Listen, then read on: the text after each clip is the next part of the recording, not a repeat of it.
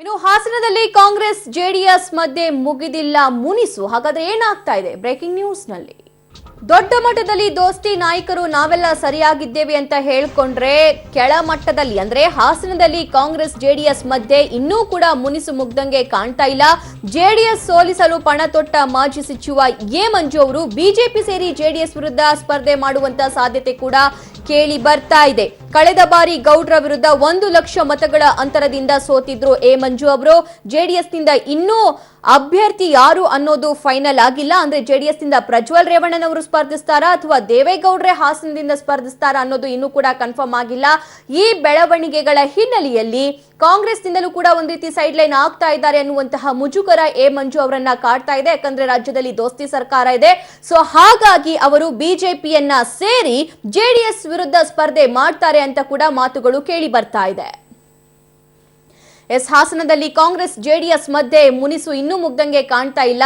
ರೇವಣ್ಣನವರು ಮತ್ತು ಎ ಮಂಜು ಅವರು ಒಂದ್ ರೀತಿ ಹಾವು ಮುಂಗ್ಸಿ ತರ ಯಾವತ್ತೂ ಕೂಡ ಕಿತ್ತಾಡ್ಕೊಂಡಿರ್ತಾರೆ. ರಾಜ್ಯದಲ್ಲಿ ಮೈತ್ರಿ ಸರ್ಕಾರ ಇದ್ದರೂ ಕೂಡ ಇವರಿಬ್ಬರ ಜಗಳ ಮಾತ್ರ ಅಂತ್ಯಕ್ಕೆ ಬರುವಂತಹ ಯಾವುದೇ ಲಕ್ಷಣಗಳು ಯಾವಾಗ್ಲೂ ಕೂಡ ಕಂಡು ಬರೋದಿಲ್ಲ. ಸೊ ಹಾಗಾಗಿ ನಾನೆಲ್ಲೋ ಕಡೆಗಣಿಸಲ್ಪಡ್ತಾ ಇದ್ದೀನಿ ಕಾಂಗ್ರೆಸ್ನಿಂದ ಅನ್ನುವಂತಹ ಒಂದು ನೋವು ಎ ಮಂಜು ಅವರಲ್ಲಿ ಇದೆ. ಸೊ ಹಾಗಾಗಿ ಅವರು ಬಿಜೆಪಿಯನ್ನ ಸೇರ್ತಾರೆ ಅಂತ ಕೂಡ ಹೇಳಲಾಗ್ತಾ ಇದೆ. ಸೊ ಹೆಚ್ಚಿನ ಅಪ್ಡೇಟ್ಸ್ ಪಡ್ಕೊಳ್ಳೋಣ ನಮ್ಮ ಪ್ರತಿನಿಧಿ ಸಮೀರ್ ಅವರಿಂದ. ಸಮೀರ್, ರಾಜ್ಯದಲ್ಲಿ ದೋಸ್ತಿ ಸರ್ಕಾರ ಇದೆ, ಒಂದ್ ಕಡೆ ಸೈಡ್ ಲೈನ್ ಮಾಡ್ತಾ ಇದ್ದಾರೆ ಅನ್ನುವಂತಹ ಭಾವನೆ ಎ ಮಂಜು ಅವರ ಹತ್ರ ಇದೆ. ಸೊ ಹಾಗಾಗಿ ಅವರು ಬಿಜೆಪಿ ಸೇರಬಹುದಾ? ಖಂಡಿತವಾಗ್ಲೂ ಸಭಾ ಆ ರೀತಿಯ ಒಂದು ಆತಂಕ ಎ ಮಂಜು ಅವರಿಗೆ ಕಾಡ್ತಾ ಇರೋದ್ರಲ್ಲಿ ಸಂದೇಹ ಇಲ್ಲ. ಯಾಕಂತ ಹೇಳಿದ್ರೆ ಹಾಸನ ಜಿಲ್ಲೆಯ ಮಟ್ಟಿಗೆ ಜೆಡಿಎಸ್ ಮತ್ತು ಕಾಂಗ್ರೆಸ್ ನಡುವಿನ ಏನು ಜಿದ್ದಾಜಿದ್ದಿ ಇದೆ ಕಳೆದ ಹಲವು ದಶಕಗಳಿಂದ ಮುಂದುವರೆದಿದೆ. ಆದ್ರೆ ಈ ಬಾರಿ ರಾಜ್ಯದಲ್ಲಿ ಸಮ್ಮಿಶ್ರ ಸರ್ಕಾರ ಇರೋದ್ರಿಂದ ಇಲ್ಲಿ ಹಾಸನಕ್ಕೆ ಜೆಡಿಎಸ್ ಅಭ್ಯರ್ಥಿಯನ್ನ ಬಿಟ್ಕೊಡುವಂತ ಅನಿವಾರ್ಯ ಪರಿಸ್ಥಿತಿ ಕಾಂಗ್ರೆಸ್ಗೆ ಎದುರಾಗಿದೆ. ಆದ್ರೆ ಇಲ್ಲಿ ಇದುವರೆಗೆ ಜೆಡಿಎಸ್ಗೆ ಎದುರಿಸಿಕೊಂಡು ಬಂದಿರುವಂತ ಏನು ಪ್ರಮುಖ ವಿರೋಧ ಪಕ್ಷ ಕಾಂಗ್ರೆಸ್ನ ಎ ಮಂಜು ಅವರಿಗೆ ಅತಂತ್ರ ಪರಿಸ್ಥಿತಿ ನಿರ್ಮಾಣವಾಗಿದೆ. ಅವರು ಕಳೆದ ಬಾರಿಯ ಲೋಕಸಭಾ ಚುನಾವಣೆಯ ಅಭ್ಯರ್ಥಿಯಾಗಿದ್ರು, ಜೊತೆಗೆ ದೇವೇಗೌಡರ ವಿರುದ್ಧ ಸ್ಪರ್ಧಿಸಿ ಏನು 1 ಲಕ್ಷ ಮತಗಳ ಅಂತರದಿಂದ ಪರಾಭವಗೊಂಡಿದ್ರು. ಆದ್ರೆ ಈ ಬಾರಿ ಅವರಿಗೆ ಕ್ಷೇತ್ರವೇ ಇಲ್ಲದೆ ಇರೋದ್ರಿಂದ ಅವರು ಸಹಜವಾಗಿ ಬಿಜೆಪಿ ಕಡೆ ವಾಲುವಂತ ಅನಿವಾರ್ಯ ಪರಿಸ್ಥಿತಿ ಎದುರಾಗಿರುವಂತದ್ದು. ಎ ಮಂಜು ಅವರು ಈವರೆಗೆ ಈ ವಿಚಾರವನ್ನ ನೇರವಾಗಿ ಅವರು ತಿರಸ್ಕಾರವಂತೂ ಮಾಡಿಲ್ಲ. ಹಾಗೇನೆ ನಾವು ಬಿಜೆಪಿಗೆ ಸೇರ್ತೀನಿ ಅಂತ ಖಚಿತವಾಗಿಯೂ ಸಹ ಹೇಳಿಲ್ಲ. ಹಾಗಾಗಿ ಇದುವರೆಗೂ ಇಲ್ಲಿ ಅಭ್ಯರ್ಥಿ ಯಾರಾಗ್ತಾರೆ ಅನ್ನೋಂಥದ್ದು ಗೊಂದಲದ ಪ್ರಶ್ನೆ ಆಗಿದೆ. ಯಾಕೆಂತ ಹೇಳಿದ್ರೆ ಜೆಡಿಎಸ್ಗೆ ಇದುವರೆಗೆ ಮಾಜಿ ಪ್ರಧಾನಿ ದೇವೇಗೌಡರು ಅಭ್ಯರ್ಥಿ ಆಗ್ತಾರ ಅಥವಾ ಅವರ ಮೊಮ್ಮಗ ಪ್ರಜ್ವಲ್ ರೇವಣ್ಣ ಅಭ್ಯರ್ಥಿ ಆಗ್ತಾರ ಅನ್ನೋಂಥ ಪ್ರಶ್ನೆಗೂ ಸಹ ಉತ್ತರ ಸಿಕ್ಕಿಲ್ಲ. ಜೊತೆಗೆ ಆ ಜೆಡಿಎಸ್ ನಿಂದ ಅವ್ರ ಅಭ್ಯರ್ಥಿ ಆದ್ರೆ ಎ ಮಂಜು ಅವರು ಮುಂದಿನ ನಡೆ ಏನಾಗುತ್ತೆ, ಅವರು ಯಾವ ಪಕ್ಷದಿಂದ ಸ್ಪರ್ಧೆ ಮಾಡ್ತಾರೆ ಅನ್ನೋಂಥ ಪ್ರಶ್ನೆಗೆ ಬಹುಶಃ ಅವರು ಬಿಜೆಪಿಯಿಂದ ಸ್ಪರ್ಧೆ ಮಾಡ್ತಾರೆ ಅನ್ನುವಂತ ಮಾತುಗಳು ಕೂಡ ಕೇಳಿ ಬರ್ತಾ ಇದೆ. ಆದ್ರೆ ಇದಕ್ಕೆ ಇದುವರೆಗೂ ಎ ಮಂಜು ಸಹ ಯಾವುದೇ ಉತ್ತರವನ್ನ ನೀಡಿಲ್ಲ ಸಭಾ. ಓಕೆ, ಹಾಗಾದ್ರೆ ಬಿಜೆಪಿಯಿಂದ ಆಫರ್ ಇದೆ. ಒಂದು ವೇಳೆ ಎ ಮಂಜು ಅವರು ಬಿಜೆಪಿಯನ್ನ ಸೇರಿದ್ರೆ ಸ್ವತಃ ಎ ಮಂಜು ಅವರು ನಮ್ಮೊಂದಿಗೆ ದೂರವಾಣಿ ಸಂಪರ್ಕದಲ್ಲಿದ್ದಾರೆ. ಸರ್ ನಮಸ್ಕಾರ. ಸರ್ ನಮಸ್ಕಾರ ಮೇಡಮ್. ಸರ್, ತಾವು ಬಿಜೆಪಿಯನ್ನ ಸೇರ್ತೀರಾ ಅನ್ನುವಂತಹ ಮಾತುಗಳು ಕೇಳಿ ಬರ್ತಾ ಇದೆ, ಎಷ್ಟು ನಿಜ ಸರ್ ಇದು? ನೋಡಿ ಅಮ್ಮ, ನಾನು ಗೌಡ್ರು ದೇವೇಗೌಡರು ನಿಲ್ಲಿ ಅನ್ನೋದು ಆಸೆ ಇದೆ ಕೋಯಲೇಷನ್ ಅಲ್ಲಿ. ಓಕೆ, ಅವ್ರು ನಿಲ್ಲಿ ಅಂತ ಹೇಳಿದೀನಿ. ಇಲ್ಲ ಅಂದ್ರೆ ರಾಜಕಾರಣ ನೀರಲ್ವಲ್ಲಮ್ಮ.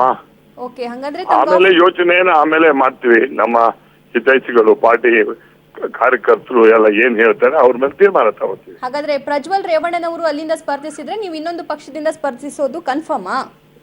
ನಾವು ನಮ್ಮ ಕಾರ್ಯಕರ್ತರು ಹೇಳಿದ್ರೆ ಕನ್ಫರ್ಮ್, ಕಾರ್ಯಕರ್ತರು ಹೇಳದೇ ಇದ್ರೆ ಇಲ್ಲ. ಓಕೆ, ಹಾಗಾದ್ರೆ ತಮ್ಗೆ ಆಫರ್ ಇದೆ ಸರ್ ಬಿಜೆಪಿಯಿಂದ? ಅಲ್ಲ, ಮಾತಾಡಿದ್ವಿ ಯಡಿಯೂರಪ್ಪನವ್ರು ನನ್ನ ಮಾತಾಡಿದ್ದಾರೆ. ಕಾರ್ಯಕರ್ತರು ಏನ್ ಹೇಳ್ತಾರೆ ಸರ್? ಅವ್ರಿಗೂ ಬೇಸರ ಅಲ್ವಾ? ಕೇಳ್ಬೇಕಲ್ಲ, ಕೇಳೇ ಇಲ್ವಲ್ಲ. ಅಲ್ಲಲ್ಲ, ಅವ್ರಿಗೂ ಬೇಸರ ಅಲ್ವಾ? ಅಂದ್ರೆ ಕಾಂಗ್ರೆಸ್ ಪಕ್ಷದಲ್ಲಿ ನೀವು ತುಂಬಾ ಸ್ಟ್ರಾಂಗ್ ಆಗಿ ಲಾಸ್ಟ್ ಟೈಮ್ ಇದ್ರಿ, ಇವಾಗ ಆ ಸ್ಟ್ರೆಂತ್ ಈಗ ಇಲ್ಲ. ಸೊ ಹಾಗಾಗಿ ನೀವು ನೆಕ್ಸ್ಟ್ ಸ್ಟೆಪ್ ತಗೊಂಡ್ರೆ ಒಳ್ಳೇದು ಅನ್ನುವಂತಹ ನಿರೀಕ್ಷೆ ಕಾರ್ಯಕರ್ತರದ? ನನಗೆ ಗೊತ್ತಿಲ್ವಲ್ಲ ಮೇಡಮ್, ಅವ್ರನ್ನೊಂದ್ಸತಿ ಕೇಳ್ಬೇಕಲ್ಲಮ್ಮ. Ultimately they are my goddess, gods and goddess. Okay okay, ಒಂದ್ ವೇಳೆ ದೇವೇಗೌಡರು ಸ್ಪರ್ಧಿಸದೇ ಇದ್ರೆ ನೀವು ಯಾವ ನಿರ್ಧಾರಕ್ಕೂ ಕೂಡ ರೆಡಿ ಇದ್ದೀರಾ ಸರ್? ಒಂದ್ ವೇಳೆ ಕಾರ್ಯಕರ್ತರು ಒಪ್ಪಿದ್ರೆ? ನಾನ್ ಕಾರ್ಯಕರ್ತರು ಒಪ್ಪಿ ದೇವೇಗೌಡರು ಇದ್ರು ನಿಂತ್ಕೊಳ್ಳಬೇಕಾಯ್ತಲ್ಲ. Ultimate is my voters. ಕಾರ್ಯಕರ್ತ more important. Okay okay okay okay okay okay Manju ಅವರೇ, ಥ್ಯಾಂಕ್ ಯು ಇಷ್ಟೊತ್ತು ಪಬ್ಲಿಕ್ ಟಿವಿ ಜೊತೆ ಮಾತನಾಡಿದ್ದಕ್ಕೆ. ಎಸ್, ಅವರೇ ಕನ್ಫರ್ಮ್ ಆಗಿ ಹೇಳ್ಬಿಟ್ಟಿದ್ದಾರೆ, ರಾಜಕಾರಣ ನಿಂತ ನೀರಲ್ಲ, ರಾಜಕಾರಣದಲ್ಲಿ ಏನ್ ಬೇಕಾದ್ರೂ ಆಗಬಹುದು ಅಂತ ಎ ಮಂಜು ಅವರ ಮಾತಾಗಿತ್ತು. ದೇವೇಗೌಡರು ಸ್ಪರ್ಧೆ ಮಾಡ್ಲಿ ಅನ್ನೋದು ನನ್ನ ಆಸೆ. ದೇವೇಗೌಡರು ಒಂದು ವೇಳೆ ಸ್ಪರ್ಧೆ ಮಾಡದೇ ಇದ್ರೆ ಹಾಸನದಿಂದ ನಾನು ನನ್ನ ಕಾರ್ಯಕರ್ತರು ಏನ್ ಹೇಳ್ತಾರೋ ಅದನ್ನ ಕೇಳ್ತೀನಿ ಅಂತ ಇನ್ನೊಂದು ವಿಷಯ ಅವರು ಪ್ರಸ್ತಾಪಿಸಿದ್ರು. ಬಿಜೆಪಿ ಅವರಿಂದ ನಿಮ್ಗೆ ಆಫರ್ ಇದೆಯಾ ಅಂತ ಕೇಳಿದಾಗ ಈಗಾಗಲೇ ಮಾತುಕತೆ ಮಾಡಿ ಆಗಿದೆ ಅಂತ ಹೇಳಿ ಎ ಮಂಜು ಅವರು ಹೇಳಿದ್ರು. ಸೊ ಒಂದು ವೇಳೆ ಪ್ರಜ್ವಲ್ ರೇವಣ್ಣನವರು ಸ್ಪರ್ಧಿಸಿದ್ರೆ, ಜೆಡಿಎಸ್ ನಿಂದ ಹಾಸನದಲ್ಲಿ ಸ್ಪರ್ಧಿಸಿದ್ರೆ, ಇವರು ಕೂಡ ಅವರ ವಿರುದ್ಧ ಬಿಜೆಪಿಯಿಂದ ಸ್ಪರ್ಧಿಸುವಂತಹ ಎಲ್ಲಾ ಚಾನ್ಸಸ್ ಇದೆ.